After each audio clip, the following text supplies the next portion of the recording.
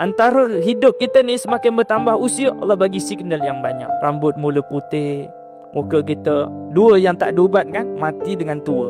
Pakailah jamu apa pun tak akan umur 19. Kalau ada tu memang ngapusi je lah. Kau makan jamu aku ni, makan hari ni, besok macam umur 19. Kan? Tak ada.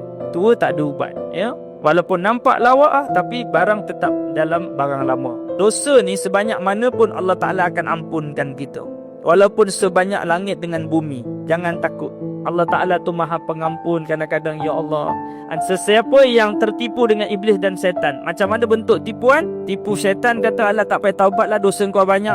Ya juga ya. Kita pun tak mau taubat. Sebab apa dia? Sebab dosa kita banyak. Sebenarnya walau apa pun dosa yang kita buat, sebanyak mana pun Allah maha pengampun. Hari ni buat, besok tahu buat. Besok taubat, besok tahu buat. Ulang-ulang macam itu. Bila nak selesai? Taubat aja, kerana kita tak tahu bila kita mati, biar mati dalam keadaan taubat.